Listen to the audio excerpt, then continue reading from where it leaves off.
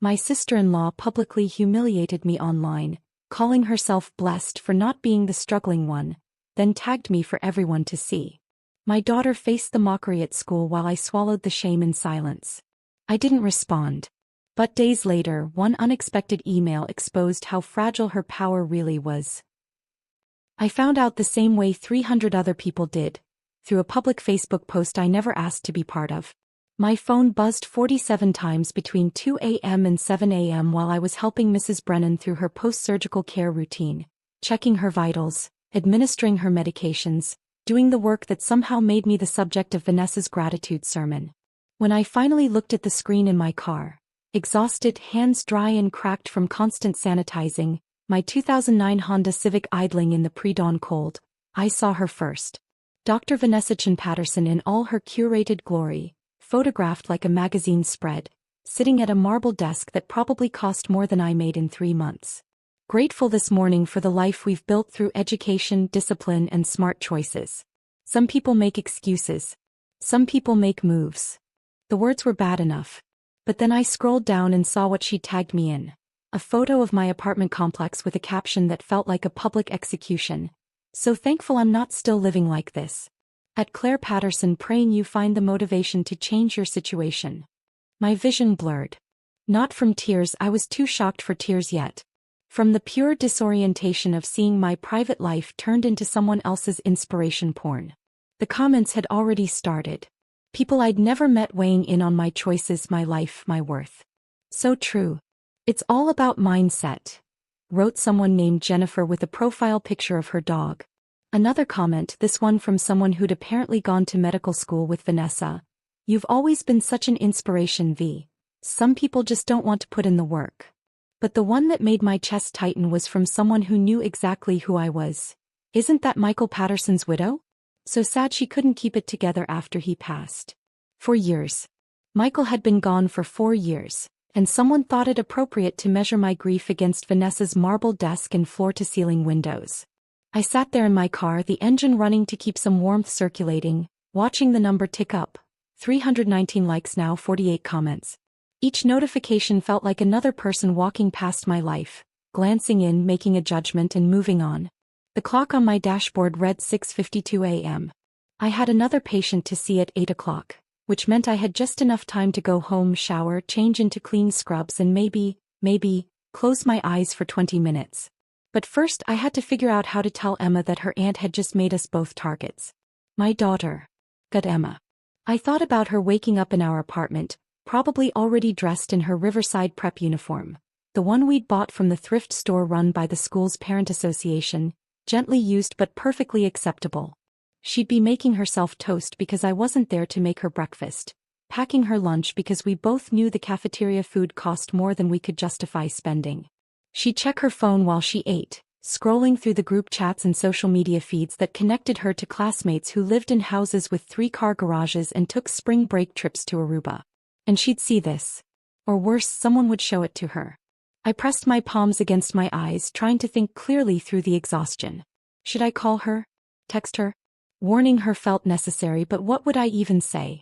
Honey, your Aunt Vanessa just told the internet I'm a failure, so prepare yourself for school today? My phone buzzed again. Another notification. Another stranger with an opinion about my life. I turned it off completely, shifted my car into drive and headed home. Emma was already gone by the time I got back to the apartment. I knew she'd left early, she always did on debate team mornings, catching a ride with her teammate Sophie's mom rather than taking the bus. The note on the kitchen counter confirmed it. Morning practice. Home by 4. Love you, Mom. The handwriting was careful, precise. Emma's handwriting had always been like that, even when she was small. Controlled. Measured. She'd learned early to take up exactly the right amount of space. Never too much, never asking for more than what was absolutely necessary. I stood in our small kitchen, still wearing my scrubs from the night shift, and looked around the apartment Vanessa had photographed. 2 bedrooms, 1 bathroom, a living room barely big enough for our second-hand couch and the bookshelf Michael had built the year before he died. The carpet was clean but worn. The walls were white because repainting wasn't in our budget. Through the window I could see the parking lot, the dumpsters, the chain-link fence separating our complex from the strip mall next door. This was what Vanessa was thankful she'd escaped. This was what she'd held up as evidence of my failures. I showered quickly, letting the hot water run over my aching shoulders. The medical bag I'd need for my next patient sat by the door, already packed. Blood pressure cuff, stethoscope, sterile gloves, wound care supplies, medication log sheets. Everything I needed to walk into someone's home and provide the kind of care that kept them alive, kept them comfortable, kept them connected to their humanity when their bodies were failing them. But apparently that work wasn't enough to earn respect from someone who'd married into money and medical prestige. I dressed in fresh scrubs, navy blue today, the pair without any stains or fraying at the cuffs. Pulled my hair back into the same ponytail I wore every day. Checked my phone, which I'd turned back on, and found 17 new notifications. I didn't open Facebook. Couldn't make myself look at whatever new comments had accumulated. Instead, I texted Emma. Hope practice went well. I'm thinking about you. Love you so much. She didn't respond immediately.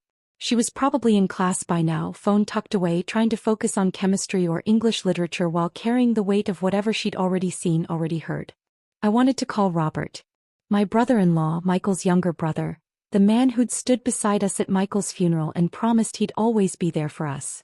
But Robert had made his choice when he married Vanessa 3 years ago. He'd chosen comfort over conflict, chosen his wife's version of reality over the truth he knew about how hard I worked, how much I sacrificed. The last time I'd spoken to Robert was Christmas, when he'd sent a gift card to Target with a note that said, "For whatever you and Emma need."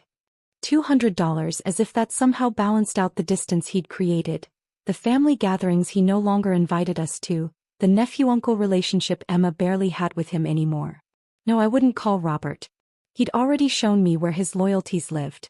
I grabbed my keys, my medical bag, and headed back out into the cold February morning. I didn't know what happened at Riverside Prep until much later. Emma didn't tell me, not that day, not that week.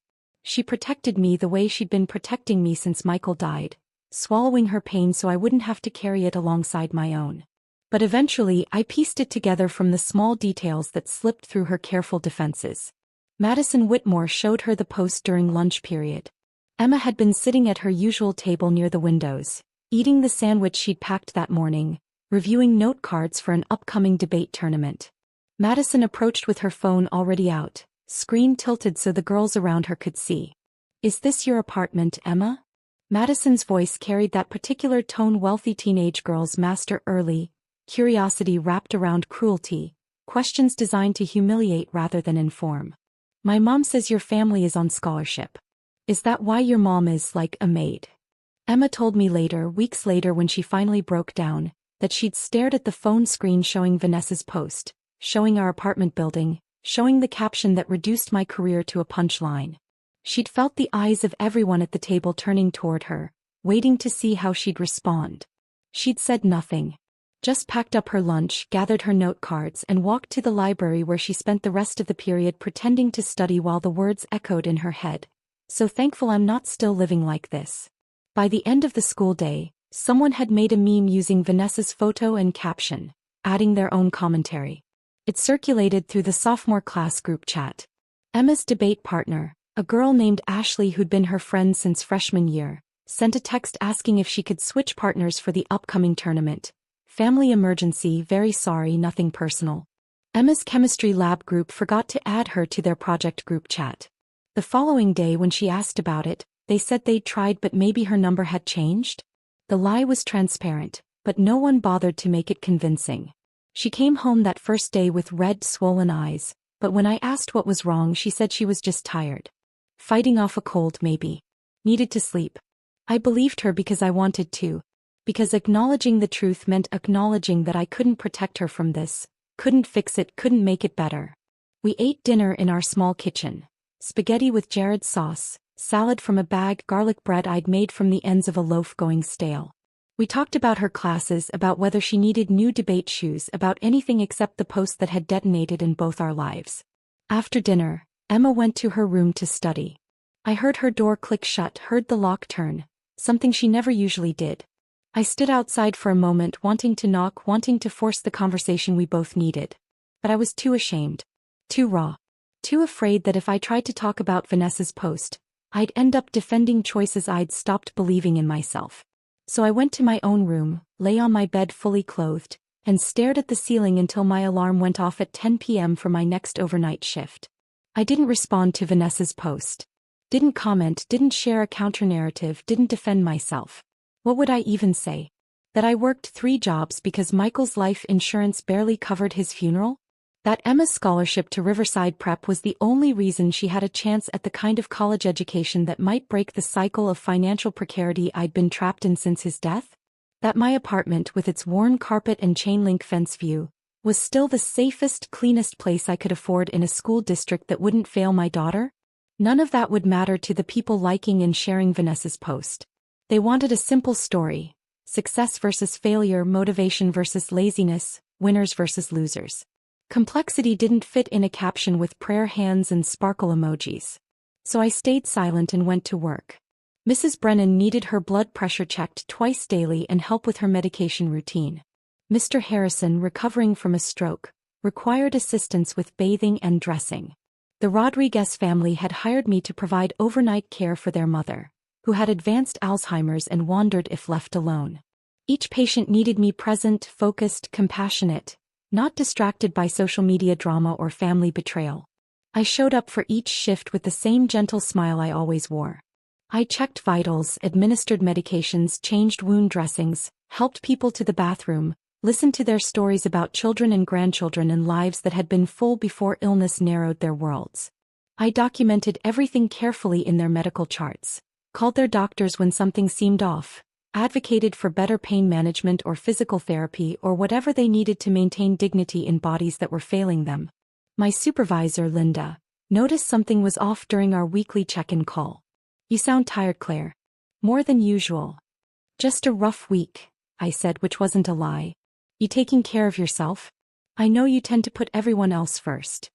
I promised I was fine, that I'd get more sleep, that everything was manageable. Linda had been a home health nurse for 20 years before moving into administration. She knew what manageable actually meant in this field. Barely holding on, stretched too thin, but still showing up because patients depended on you.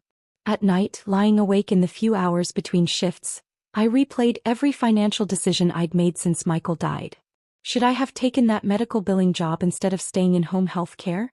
It would have meant steady hours, benefits, an office instead of driving between patients' houses. But it also would have meant leaving behind the work I was actually good at, the work that felt like carrying on Michael's legacy of service. Should I have moved Emma to public school after freshman year, saved the tuition assistance fees and uniform costs? But Riverside Prep's college placement rate was 98%. And Emma's guidance counselor said she had a real shot at Ivy League schools with her grades and debate record. Should I have sold the small life insurance policy Michael left, used it to pay off our credit cards, maybe had enough left over for a security deposit on a better apartment? But that policy was the only financial safety net we had. The only thing standing between us and complete disaster if my car broke down or Emma needed emergency medical care. Every choice led back to the same truth. I'd done the best I could with what I had. But Vanessa's post suggested that wasn't enough, that motivation and smart choices could overcome systemic barriers, that my circumstances were somehow a moral failing rather than an economic reality. The shame of almost believing her burrowed deep, whispering that maybe she was right. On the 5th day after Vanessa's post, my phone rang with a number I didn't recognize. Philadelphia area code, but not one I'd saved. I almost didn't answer. I was between patients, sitting in my car outside a CVS where I'd stopped to pick up supplies I'd need for my next visit. My hands hurt. The constant sanitizing and hand-washing left them perpetually dry, cracked at the knuckles despite the lotion I applied religiously. I was tired in that bone-deep way that comes from not enough sleep and too much emotional weight. But something made me swipe to answer. "Is this Claire Patterson?" The voice was female, older, cultured in that way that suggested education and resources. "Yes, this is Claire. My name is Margaret Walsh. I'm calling because I need home health care assistance, and your agency gave me your number as someone who might be available." I pulled up my calendar, checked my schedule. I had some flexibility in the afternoons, could probably fit in another regular patient if the timing worked. "What kind of care do you need, Mrs. Walsh?" "Post-surgical support.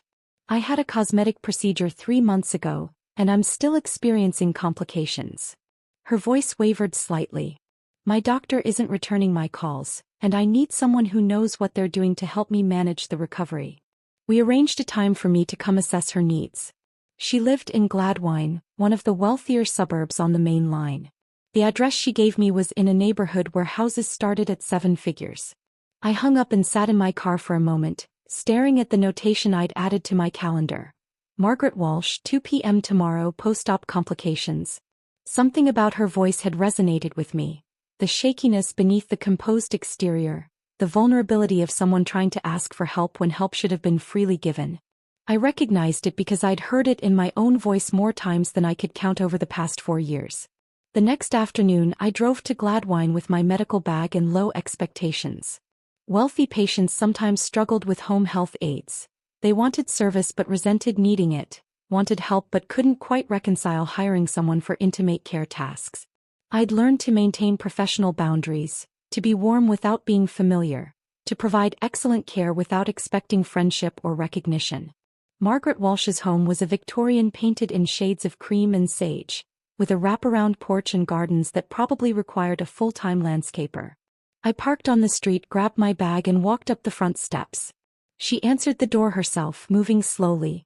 Mid-70s, I guessed, though it was hard to tell with the partial bandaging still on her face. She wore elegant loungewear, expensive even by my limited ability to judge such things, and her home smelled like lavender and old books. "Mrs. Walsh? I'm Claire Patterson. Please come in. And call me Margaret." Her home was beautiful in a lived-in way that contrasted sharply with what I imagined Vanessa's showcase mansion looked like. Artwork covered the walls. Original paintings, not prints. Photographs in silver frames showed children and grandchildren at various ages. Books overflowed from built-in shelves. A baby grand piano sat in the corner of the living room, sheet music open on the stand. Margaret led me to her kitchen where we could sit and talk before I did my assessment. "I'm a retired art teacher," she explained as she carefully lowered herself into a chair. 35 years at the same high school. My husband passed 2 years ago and I've been alone since. My children live out of state, California and Oregon. They wanted me to move closer, but this is my home. I understood that immediately. Home wasn't always about the building. It was about memory, about connection to a life that felt authentic even when circumstances changed. "Tell me about your surgery," I said gently.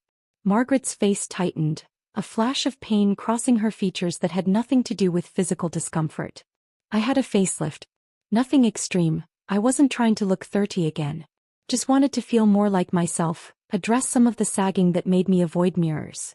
She touched the bandaging carefully. "The procedure was 3 months ago. The surgeon said recovery would take 6 weeks, maybe 8. But I've had excessive swelling, irregular bruising, and now I think there might be nerve damage. The left side of my face doesn't move quite right." I kept my expression neutral, professional. "Have you followed up with your surgeon?" "I've tried." Her voice cracked slightly. "I've called 17 times. Left messages with her office staff, sent emails, even tried showing up at the practice once. Her assistant said she'd call me back, but she never has." "Who was your surgeon?" I asked, though something in my chest was already bracing for the answer. Margaret met my eyes. "Dr. Vanessa Chin Patterson." The kitchen tilted slightly. I gripped the edge of the table, forcing myself to maintain composure even as my mind raced. "I see," I managed. "Let me examine the surgical site and see what we're dealing with." I spent the next 30 minutes conducting a thorough assessment. The scarring was more extensive than it should have been for a standard facelift. The swelling Margaret described wasn't normal at this point in recovery. And when I asked her to move different parts of her face, smile, raise her eyebrows, close her eyes tightly, the asymmetry was obvious. The left side lagged, indicating probable nerve involvement. "Margaret," I said carefully, "I think you need to see another plastic surgeon for a second opinion. These complications shouldn't be ignored." She looked at me with eyes that held too much understanding. "I tried that too. But Dr. Patterson's office sent me a letter when I requested my medical records. Her lawyer said I signed comprehensive waivers and that any complications are my own fault for not following post-operative instructions." She laughed bitterly. "I followed every instruction. I did everything she told me to do." We sat in her kitchen, 2 women trapped in different versions of the same powerlessness. Margaret with her nerve damage and legal threats. Me with my daughter's anxiety and public humiliation. I'll help you, I said quietly. Let me come back 3 times a week to check on your recovery, manage any wound care needs and document everything carefully. And Margaret, if you still have those medical records, the letter from the lawyer, any communication from Dr. Patterson's office, keep them somewhere safe. She nodded slowly. You're not the first person to tell me that. I actually requested my complete medical file before I got too frightened. They sent it, but I think they included some things they didn't mean to. My pulse quickened. What kind of things? Margaret rose carefully, walked to a sideboard in her dining room, and returned with a thick manila envelope. See for yourself. I didn't open the envelope at Margaret's house. Something told me I needed privacy for whatever was inside, needed time to process without her watching my reactions. Can I take this home tonight? I asked.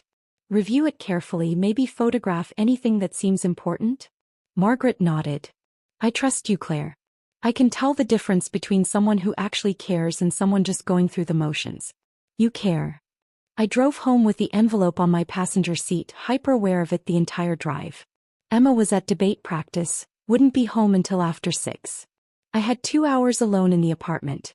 I made coffee, real coffee, not the instant kind I usually settled for, and spread the contents of the envelope across our small dining table.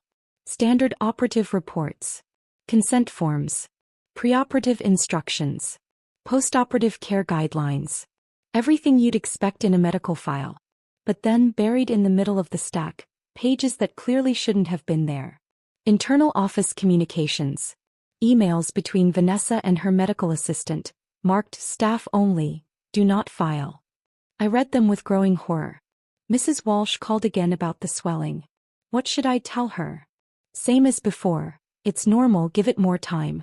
If she keeps calling, let her know we'll have to start charging for consultation time. Another exchange dated 6 weeks after Margaret's surgery. She's requesting a follow-up appointment. Says the left side of her face isn't moving right. Nerve issues resolve on their own usually. Tell her to massage the area and take ibuprofen. No appointment necessary. I photographed each page with shaking hands, storing them in a password-protected folder on my phone. But the most damning evidence came near the bottom of the stack. Preoperative photographs that had clearly been digitally altered. I could see it in the inconsistent lighting, the subtle blur around the areas of concern Margaret had wanted addressed. The alterations made her original concerns appear less severe, which would justify a less extensive and less expensive procedure than what Margaret actually needed. Someone in Vanessa's office had manipulated medical photographs to underbill insurance and overcharge the patient. And then I found something that made my breath catch. An email from Robert Patterson, Michael's brother, my brother-in-law, to Margaret Walsh, dated 4 months before her surgery. Margaret, I heard you were considering facial rejuvenation. I want to personally recommend my sister-in-law, Dr. Vanessa Chin Patterson. She's one of the most skilled cosmetic surgeons in the Philadelphia area, and she'll take excellent care of you. Family referral. Tell her office I sent you and she'll give you the VIP treatment. Robert had referred Margaret directly to Vanessa. Had vouched for her skills, her care, her trustworthiness. And now Margaret sat in her beautiful Victorian home with nerve damage and no accountability. I sat at my dining table surrounded by evidence of medical negligence and deliberate fraud, and finally understood something crucial. Vanessa's success wasn't built on excellence. It was built on a foundation of harmed patients who'd been too frightened, too exhausted, or too intimidated to fight back. My phone buzzed. Emma texting from practice. Running late, Mom. Probably home by 7. Sorry. I typed back. No problem, sweetheart. Take your time. Then I did something I hadn't done since Vanessa's post went viral 5 days ago. I opened Facebook. The post was still there, still accumulating likes and comments. 389 likes now. 67 comments. Most of them positive, supportive of Vanessa's honesty and inspiration. But I noticed something I hadn't before. Mixed among the praise were a few comments that had been deleted, visible only as gaps in the conversation thread. Someone would reference comment number 34, but that comment no longer existed. Someone else would reply to a concern that had been scrubbed from the visible record. Vanessa was curating her narrative, deleting anything that contradicted the image she wanted to project. I closed Facebook and opened a new document on my laptop. Started typing everything I knew, everything Margaret had shared, every detail from the medical records I'd photographed. I didn't know yet what I'd do with this information, but I knew I couldn't ignore it. Over the next week, I fell into a routine that left me even more exhausted than usual. By day, I cared for my regular patients and added Margaret to my schedule. 3 visits a week, carefully documenting her recovery, noting every asymmetry and complication. By night, after Emma went to bed, I researched. I started with Vanessa's online presence. Her practice website showcased glowing testimonials, before and after photos, credentials from prestigious medical institutions. Her Instagram had 45,000 followers and featured a carefully curated feed. Surgical results, motivational quotes, photos from medical conferences, glimpses into her luxury lifestyle. But when I dug deeper, I found cracks in the facade. Her Google reviews showed an unusual pattern. Clusters of 5-star ratings followed by sudden 1-star reviews that had been responded to by the practice with nearly identical language. "We're sorry you're disappointed with your results. As discussed during your consultation, all surgical procedures carry risks, which you acknowledged in your signed consent forms." I found a closed Facebook group called Cosmetic Surgery Support Philadelphia, with 247 members. The description said it was a space for people to share experiences and support each other through recovery. I created a new profile, vague name, generic photo, no identifying information, and requested to join. Approval came within an hour. I spent the next 3 nights reading through months of posts, searching for mentions of Vanessa's name. Found 8 separate threads discussing complications from Dr. Chin Patterson's procedures. One woman wrote, "She operated on my mother last year. Mom was 68, wanted a facelift for her 50th wedding anniversary. The results were good initially, but then Mom developed permanent nerve damage. Can't fully close her left eye now, has to use drops constantly. When we tried to address it with Dr. CP, her office sent a legal letter threatening to sue us for defamation. They claimed Mom's age made her high risk, but that was never mentioned before surgery." Another post from someone anonymous. "She pressured me into additional procedures while I was in the pre-op room, already sedated and groggy. I woke up with work done that I never consented to, lip fillers and Botox I specifically said I didn't want during my consultation. The bill was $12,000 more than originally quoted. When I complained, she said I must have agreed while nervous and forgotten. But I remember. I said no." A third person shared. "The before photos she took during my consultation didn't match the ones in my medical file. I requested copies and noticed the lighting was different. My features looked more exaggerated in the official photos than what she showed me in her office. I think she manipulates images to make your before state look worse, so the after looks more impressive." I created a document carefully cataloging each case I found. Sarah M. 52 facelift resulting in chronic pain and scarring. Diana R. 61 rhinoplasty leading to breathing problems. Anonymous user 45 breast augmentation with size discrepancy. Patricia Ellis mother 68 nerve damage from facelift. Jennifer T. 38 unauthorized procedures during surgery. Anonymous user 54 manipulated preoperative photographs. Margaret Walsh 73 nerve damage and medical abandonment. Lucia H. 49 keloid scarring and infection. 8 women. 8 similar patterns. Upselling, complications, postoperative abandonment, legal intimidation. But then I found something that made everything click into place. A cached news article from 2 years ago, removed from the medical board's public website but still accessible through Internet archives. State Medical Board investigates Center City cosmetic surgeon for performing procedures outside specialty training. The article was brief, vague in its details to protect patient privacy. But it named Dr. Vanessa Chin Patterson as the subject of the investigation and noted that the inquiry had been dropped after insufficient evidence to proceed with disciplinary action. I dug deeper using my limited understanding of public record searches. Found the case file number, requested documentation from the State Medical Board. While I waited for their response, I called the law office listed on Margaret's cease and desist letter. The receptionist answered, "Morrison and Associates, how may I direct your call?" I'm calling about a legal letter your firm sent on behalf of Dr. Vanessa Chan Patterson, I said, keeping my voice professional. Can you tell me if you've sent similar letters to other patients of Dr. Patterson's? Long pause. I'm sorry, I can't discuss client matters. If you have a legal concern, you'll need to speak with an attorney about representation. I understand. Thank you. But the pause had told me what I needed to know. This wasn't the first time Vanessa's practice had used legal threats to silence patients. I sat at my laptop in the blue glow of the screen, Emma sleeping down the hall, my coffee long gone cold. The evidence spread before me told a clear story. Vanessa's entire professional success was built on cutting corners, pressuring vulnerable patients, and intimidating anyone who tried to hold her accountable. And Robert had enabled it. Had referred patients to her, had testified on her behalf during the medical board investigation, had chosen professional loyalty over patient safety. My phone buzzed with an email notification. The state medical board responding to my records request. The file was attached, heavily redacted but still revealing. 2 years ago, a patient had filed a formal complaint alleging Vanessa performed a complex facial reconstruction procedure she wasn't specifically trained for, resulting in complications that required corrective surgery by another specialist. The investigation had included witness statements, medical expert reviews, and documentary evidence. And then abruptly it stopped. The complainant withdrew her complaint. The investigator's notes, visible in fragments around the redactions, suggested, patient reports exhaustion from legal process. Defendant's counsel has engaged in extensive motion practice that complainant cannot financially sustain. Vanessa's lawyers had buried her in paperwork until she gave up. The final notation in the file. Character witness Dr. Robert Patterson provided statement affirming defendant's surgical competence and professional integrity.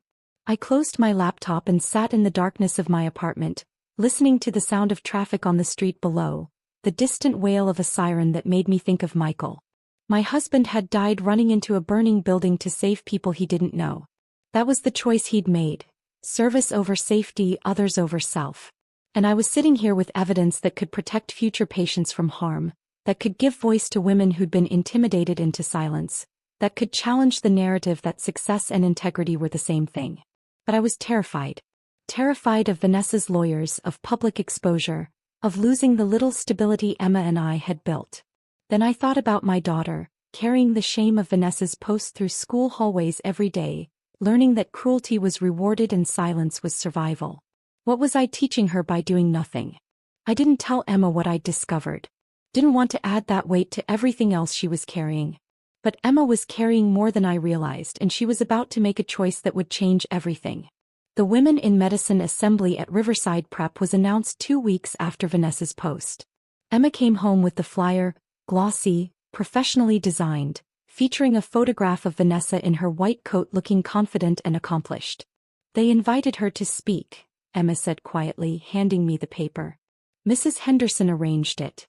Her daughter Madison is in my class. Madison Whitmore's mother. The woman whose daughter had shown Emma the post during lunch that first day. I stared at the flyer. When is it? Next Friday. Attendance is mandatory for all students. You don't have to go, I said immediately. I'll write you an excuse, say you have a medical appointment. Mom. Emma's voice was firm. I'm going. Emma, she humiliated you. Humiliated both of us. You shouldn't have to sit there and watch everyone treat her like some kind of hero.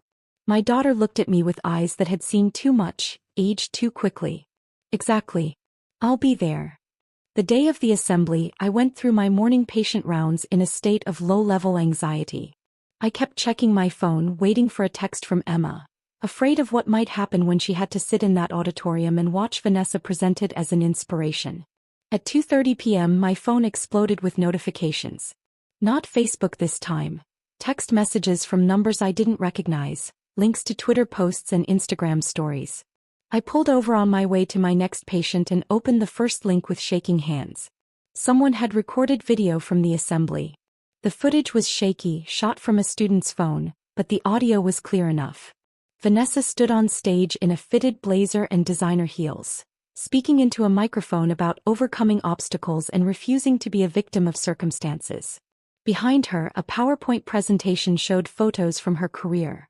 medical school graduation surgical suite before and after patient photos, her office with those floor-to-ceiling windows. The camera panned across the audience. Hundreds of students in their uniforms, some paying attention, others on their phones. Then it focused on Emma, sitting 3 rows from the front, her face carefully neutral. Vanessa finished her prepared speech to polite applause. The principal stepped forward to moderate Q&A. "We have time for a few questions," he said. "Please keep them respectful and relevant to Dr. Chen Patterson's career journey." Several hands went up. Students asked about medical school, about choosing a specialty, about work-life balance. Vanessa answered each question with practiced ease, her responses quotable and inspirational. Then Emma raised her hand. The principal nodded toward her. "Yes, young lady in the 3rd row." Emma stood up. The camera zoomed in on her face. She looked terrified and determined in equal measure. "Dr. Chen Patterson, you talk a lot about integrity in medicine and making ethical choices." Her voice shook but held steady. "What do you say to patients who experience complications from your procedures and can't get you to return their calls?" The auditorium went silent. Vanessa's smile froze on her face, becoming something rigid and unnatural. "That's an inappropriate and hypothetical question from someone who clearly doesn't understand medical practice." "It's not hypothetical," Emma continued. The camera showed students turning in their seats, pulling out their phones. "My mother is a CNA who cares for one of your patients, a 73-year-old woman suffering from complications you won't address. My mom sees real patient care every day. She works 3 jobs to support us after my dad died serving this community as a firefighter. You posted about her online 2 weeks ago, calling her life a failure, tagging her apartment for everyone to see. But my mom shows up for people when they're most vulnerable. She doesn't abandon them when things get difficult." A teacher moved toward Emma, trying to intervene. "But my daughter wasn't finished. You talk about choices, about discipline and smart decisions. My mom chose to help people even when it doesn't pay well, even when people like you look down on her for it. She chose integrity over image. What choice are you making when you ignore suffering you caused? When you use lawyers to silence patients instead of actually addressing their complications?" Vanessa's face had gone white. She opened her mouth, closed it, looked toward the principal as if expecting him to rescue her. This is inappropriate. I will not be subjected to baseless accusations by a student who—" "It's not baseless," Emma said. "I can name the patient. I can provide documentation. My question is simple. Do you believe in the medical oath you took, or just the lifestyle it provides?" Vanessa grabbed her belongings and walked off the stage. The auditorium erupted, some students gasping, others immediately recording and posting. The principal called for order, but the damage was done. The video ended. I sat in my car, hands covering my mouth, tears streaming down my face. My daughter, my careful, measured, anxious daughter, had just publicly confronted the woman who'd humiliated us both.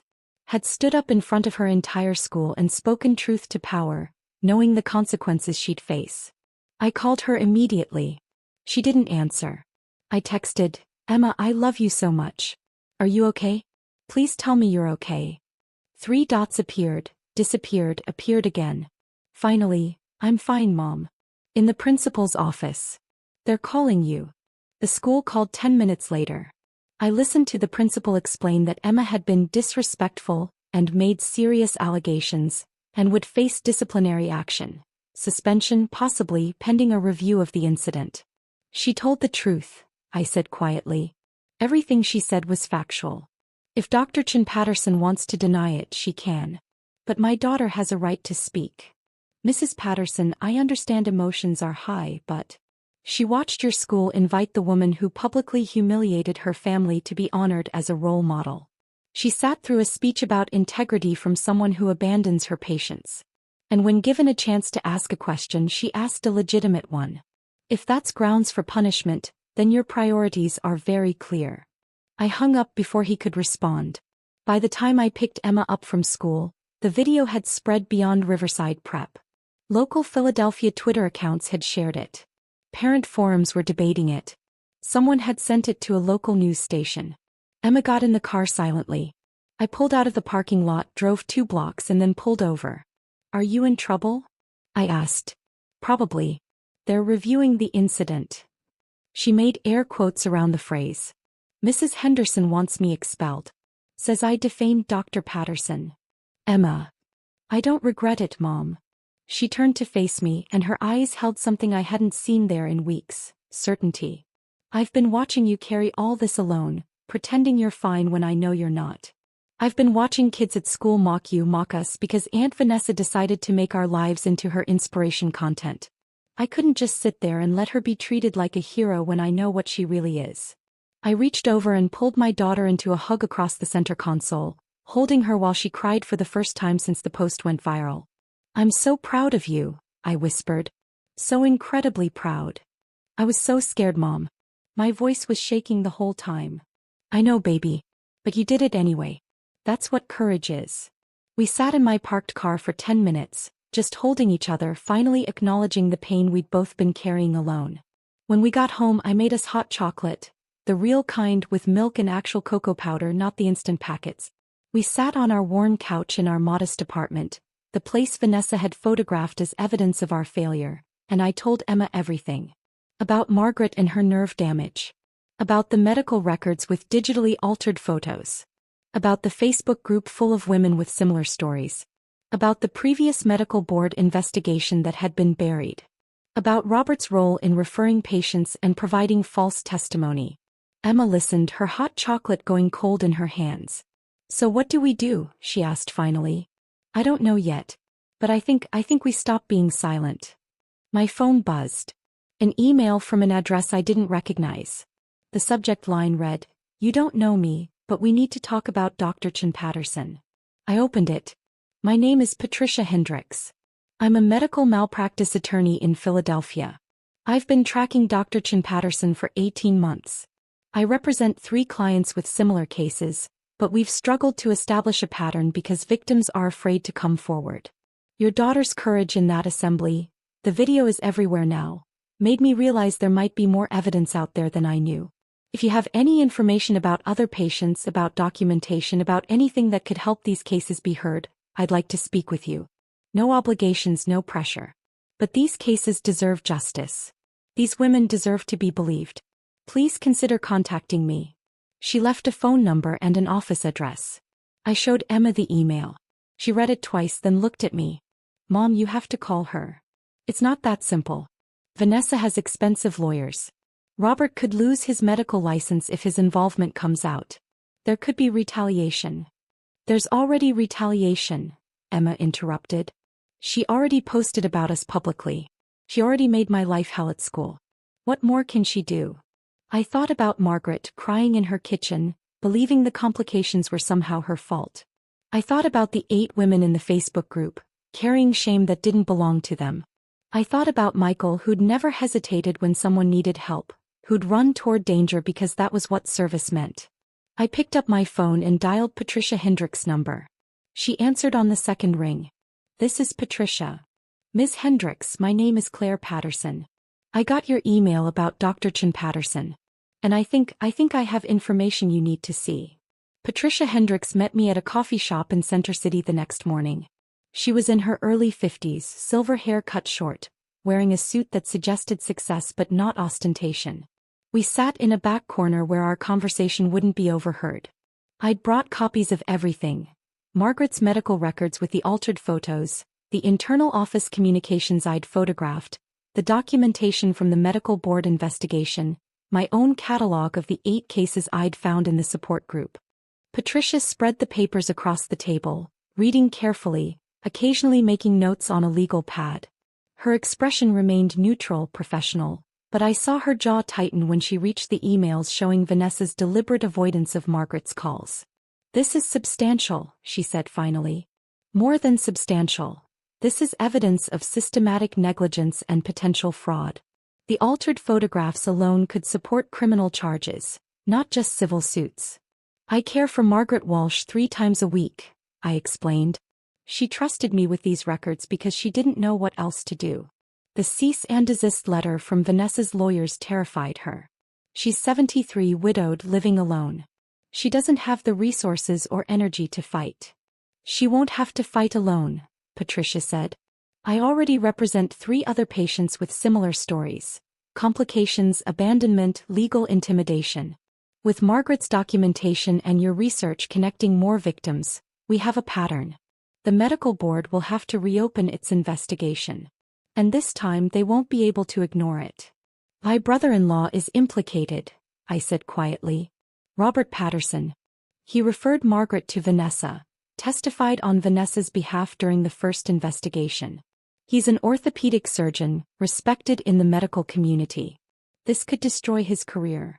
Patricia met my eyes. Your brother-in-law chose to vouch for a surgeon he should have known was cutting corners. He chose to testify falsely to protect her when patients were being harmed. Those were his choices, Mrs. Patterson. Not yours. I nodded slowly. I know. It's just he's my late husband's brother. The only family connection Emma has to her father's side. And Dr. Chin Patterson is your sister-in-law, correct? She posted about you publicly, exposed your financial situation, led to your daughter being bullied at school. Yes. Patricia leaned forward. Family loyalty is important. But not when it enables harm. Not when it protects people who abuse power and hurt vulnerable patients. You're not betraying your family by speaking truth. You're protecting people who can't protect themselves. Over the next week, Patricia moved quickly. She contacted Margaret, explained the strength of the case, offered to represent her pro bono as part of a larger pattern of practice lawsuit. Margaret agreed immediately, relief evident in every word. Patricia reached out to the 3 patients she already represented, shared the new evidence, built connections between cases. She contacted women from the Facebook support group, offered consultations, collected documentation. Within 10 days she had 7 patients willing to come forward publicly. 7 women with stories of complications, abandonment, and intimidation. 7 sets of medical records showing similar patterns of negligence. She filed complaints with the Pennsylvania State Medical Board, this time with comprehensive documentation that couldn't be ignored or buried. She notified the State Insurance Commission about the fraudulent billing practices suggested by the altered photographs. She contacted the district attorney's office about potential criminal charges related to medical fraud. And she did one more thing. She called local investigative journalists, suggested they might want to look into patterns of patient harm at a prominent cosmetic surgery practice. Channel 6 News ran the first story 3 weeks after Emma's assembly speech. The reporter stood outside Vanessa's Center City practice, reading from a teleprompter. An investigation by this station has uncovered allegations of medical negligence and patient abandonment against Dr. Vanessa Chin Patterson, a cosmetic surgeon whose practice has been the subject of multiple complaints. We've spoken with 7 patients who describe similar experiences: complications following surgery, inability to reach Dr. Patterson for follow-up care, and legal threats when they attempted to seek accountability. The story included interviews with 3 of Patricia's clients, their faces pixelated for privacy, their voices altered. But their words were clear and powerful. She pressured me into procedures I didn't want, then abandoned me when complications developed. The person in the before photos she showed me doesn't match the person in my medical file. I think she manipulated the images to make my concerns look worse than they were. When I tried to file a complaint, her lawyer sent a letter threatening to sue me. I'm a retired teacher living on a fixed income. I couldn't afford to fight. The news story went viral. By that evening, Vanessa's Instagram had been flooded with comments demanding accountability. Her practice's phone lines were jammed with reporters requesting statements. The state medical board issued a press release announcing a formal investigation. I watched the coverage from my apartment, Emma beside me on the couch, both of us processing the magnitude of what had been set in motion. Do you think she'll actually face consequences? Emma asked quietly. I think she'll have to answer questions she's been avoiding for a long time, I said. Whether that translates to real consequences, suspension, license revocation, criminal charges, I don't know. But at least the women she hurt are finally being heard. My phone rang. Robert's name on the screen. I hadn't spoken to him since Vanessa's original post. Part of me wanted to ignore the call, let him face the consequences of his choices without explanation or comfort from me. But I answered. Claire. His voice sounded destroyed. I just saw the news. Did I provide evidence of Vanessa's negligence to a malpractice attorney? Yes, I did. Silence on the other end. Then, you've destroyed my career. The medical board is reviewing my testimony from the previous investigation. They're questioning every referral I made to her practice. My own malpractice insurance is being audited. You destroyed your own career when you lied to protect her, I said, keeping my voice steady. When you referred patients to a surgeon you knew was cutting corners. When you chose loyalty to Vanessa over responsibility to patients. She's my wife, Claire. What was I supposed to do?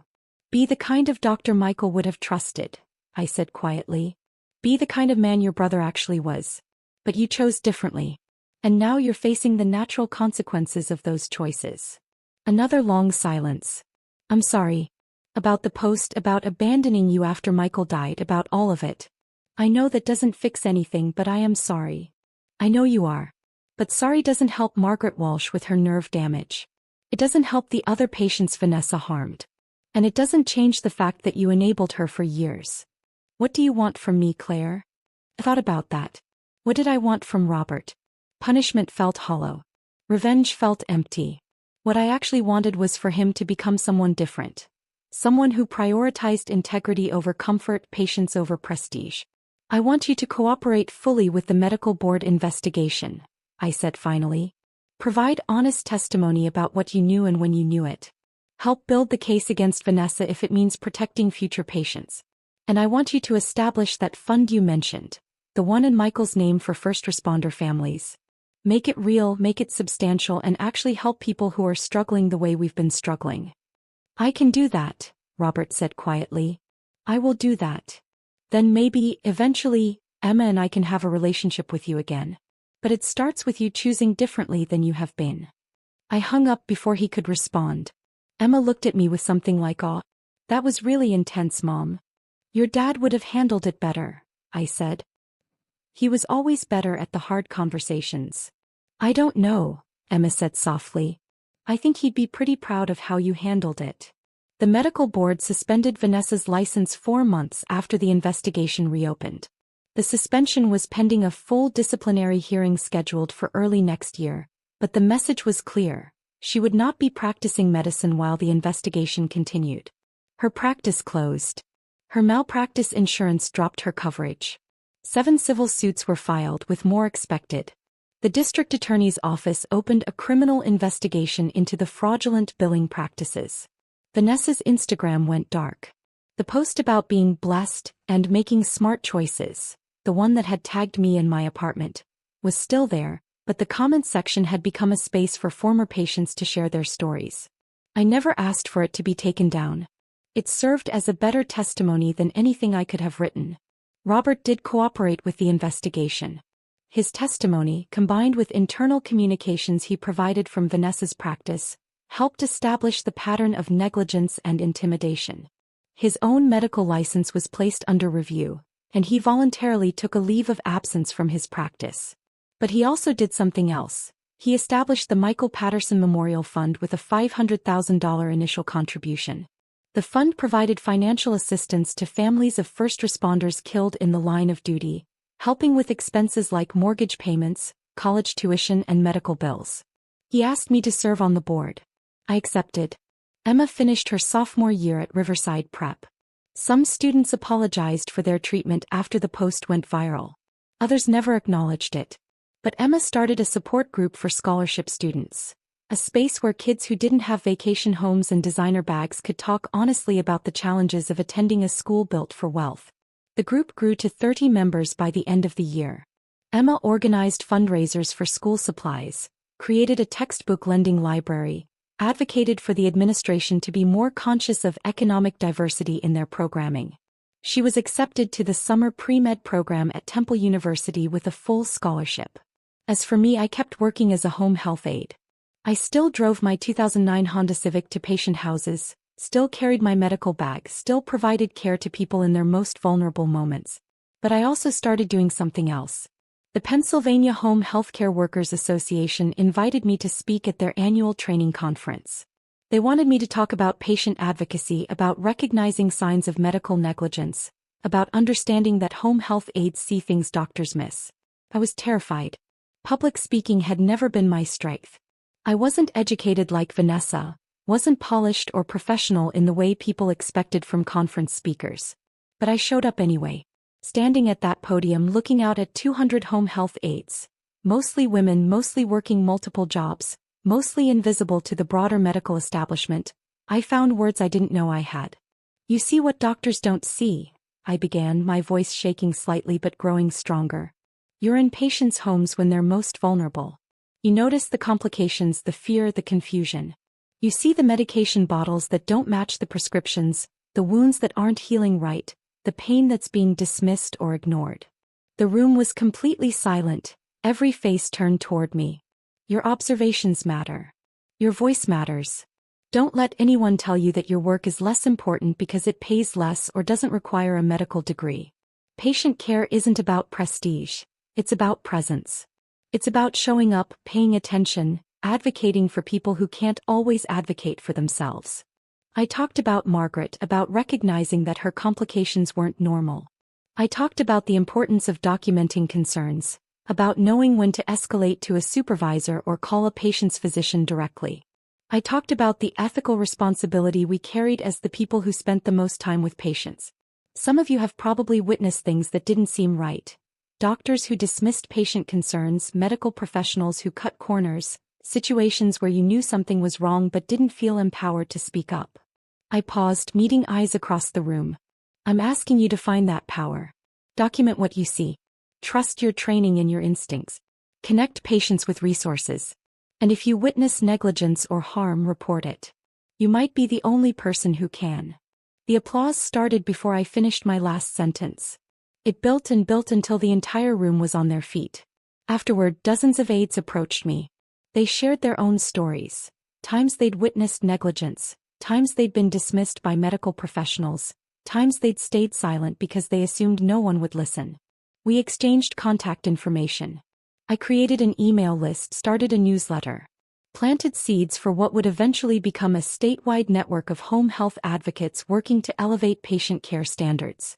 That evening, I sat on my apartment balcony with Emma, eating Chinese takeout from the place down the street.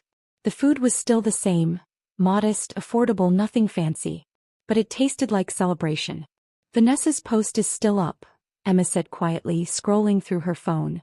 People still comment on it sometimes. I set down my lo mein and looked at my daughter. Does it still bother you? Not really, she said slowly.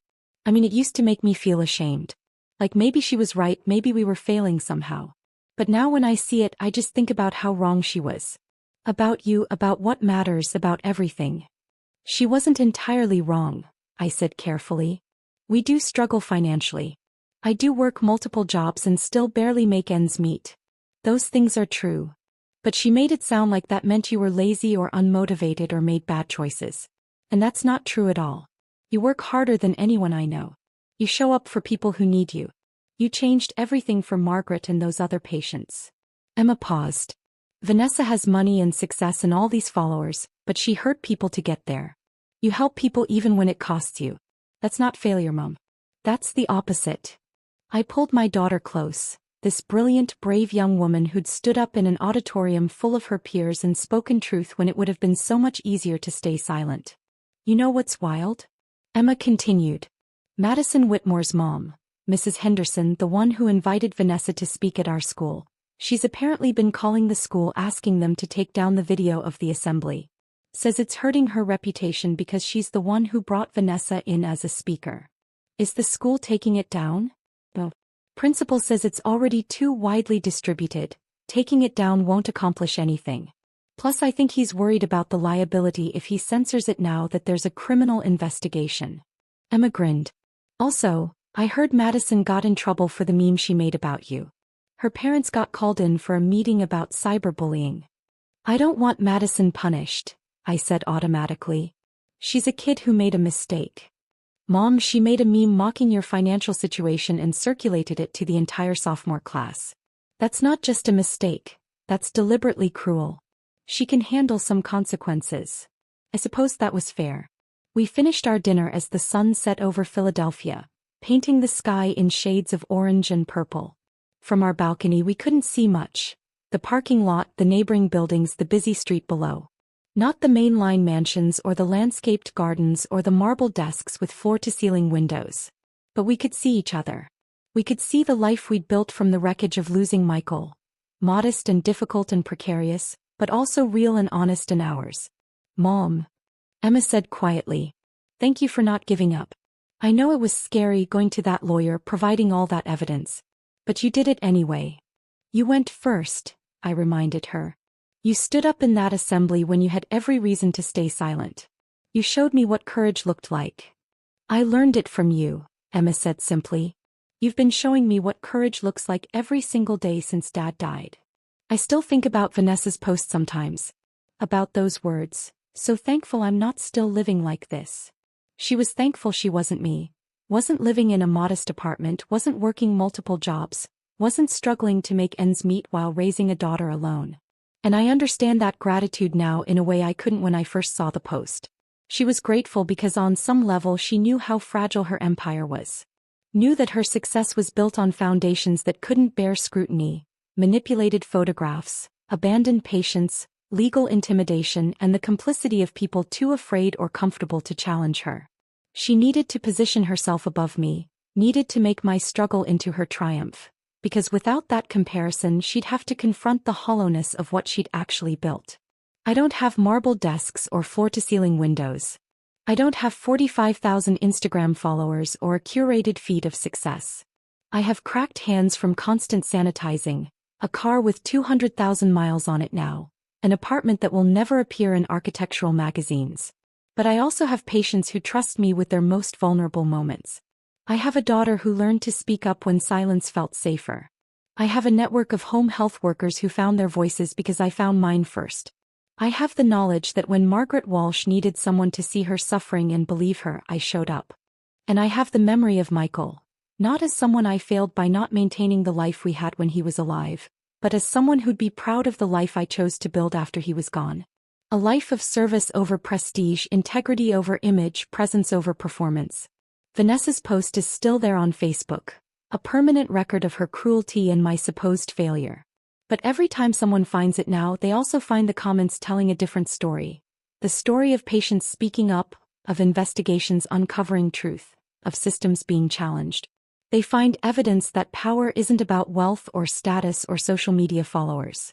It's about showing up with integrity when no one's watching, speaking up when silence feels safer, and recognizing that the most essential work is often done by the most overlooked people. That evening on the balcony with Emma, eating our Chinese food and watching the sun set over our imperfect, difficult, honest life, I thought about sending Vanessa a message. Not vindictive, not cruel, just true. I drafted it in my head. Thank you for the post. It hurt, but it also woke me up. Made me realize I'd been carrying shame that didn't belong to me. Made me see that silence was costing more than speaking up ever could. You tried to make my life into evidence of your success. Instead, you gave me the clarity to recognize my own strength. But I didn't send it. Vanessa would have to carry her own reckoning without my participation. Instead, I deleted Facebook from my phone entirely. Chose to stop measuring my life against other people's curated versions of reality. Emma got accepted to 3 more summer programs, all with scholarships, all in fields she was passionate about. She chose neuroscience research at Penn. Robert's Fund provided assistance to 12 first responder families in its first 6 months. He called occasionally, carefully rebuilding connection, respecting boundaries, showing up in small but consistent ways. Margaret's nerve damage improved slightly with physical therapy, though she'd never fully recover. But she smiled more, laughed more, started painting again, watercolors of the garden she could see from her kitchen window. The 7 patients in Patricia's lawsuit received settlements that covered their corrective surgeries and provided some compensation for their suffering. More importantly, they received validation. Official acknowledgement that what they experienced wasn't their fault, that their concerns were legitimate, that they deserved better care. And I kept working. Kept showing up at patient houses with my medical bag and my dry, cracked hands and my gentle smile. Kept documenting vitals and administering medications and listening to stories. Kept advocating for people who couldn't always advocate for themselves. The work didn't change. But I changed. I stopped apologizing for my life. Stopped seeing my circumstances as evidence of failure. started understanding that showing up with integrity in an unjust system was its own form of success. Harder won and more valuable than any marble desk or floor-to-ceiling windows. Emma saw that shift in me, and it shifted something in her too. She stopped shrinking in hallways, stopped apologizing for her scholarship status, started claiming space she'd always deserved. We were the same people in the same apartment facing the same struggles. But we were carrying it differently now, not as shame but as dignity. Not as evidence of our failures, but as testimony to our resilience. Vanessa's post tried to tell one story about my life. But the truth, the real, complicated, difficult, beautiful truth, was something she never understood and never could. My life wasn't a cautionary tale.